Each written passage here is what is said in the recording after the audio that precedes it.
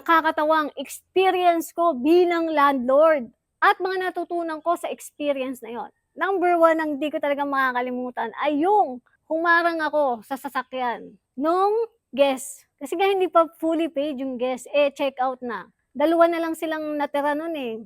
Hinarang ko, siningil ko kasi sabi ko, "Ma'am, hindi pa po kasi bayad. Yung kausap ko po na brides, na friend nyo, hindi pa fully paid. So, may balance sa akin kung hindi ako nagkakamali, 11 or 12,000 nung time na yon. Ayun, siningil ko. Sabi ko, "Ma'am, mamaya na kayo umalis. Singilin ko muna yung friend nyo. Pag nagbayad na siya, nag-send na sa GCash, saka po kayo pwedeng umalis."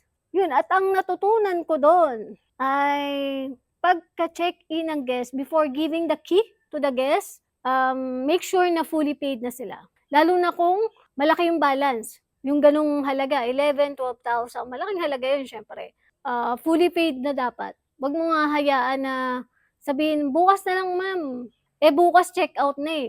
So, paano kung bigla na lang umalis yun, hindi ko naharang, di TY na. So, sayang naman yung pinaghirapan ko, 'di ba? Pagpe-prepare ng unit at saka yung pambayad din sa bills. Siyempre gumamit sila ng mga air condition na room. So, yun yung natutunan ko. Kaya after nun, naging careful na ako sa pagdating sa payment.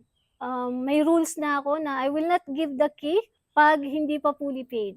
Especially 'pag mga gano'n, mga group guests. Sobrang dami kasi nila and ang kausap ko pa naman is wala dun sa unit dahil brides nga, nag-i-stay yung brides and groom sa hotel. Hindi ko sila masingil ng personal. Kumbaga nag-uusap lang kami through Messenger and ang inaasahan ko lang, mag-send sila through my GCash. So, yun yung sobrang laki natutunan ko at kaya naman ngayon gano'n ako ka-strict pagdating sa payment, advance payment talaga.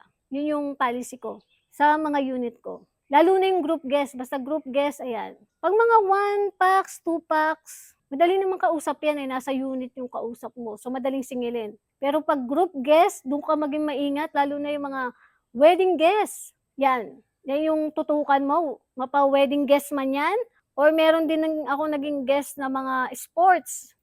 Pagdating dun sa sports, dun na ako naghigpit. Ayun, hindi ako masyado na-stress kasi bago ko binigay yung susi, bayad na sila. So, sobrang laking lesson sa akin nun at ang ganda naman kasi dahil sa lesson na yon natuto na ako. So, yun yung in-apply ko sa negosyo ko, yun yung naging sistema ng negosyo ko, naging policy ng business ko. Kaya hindi ako na-stress pagdating sa paniningil kasi nga advance payment. By the way, my name is Len Hagoba. Owner nga pala ako ng Len Transient House. Dito yan sa Lucena City. Kung may question ka pa, comment mo lang dyan sa baba at sasagutin ko yan.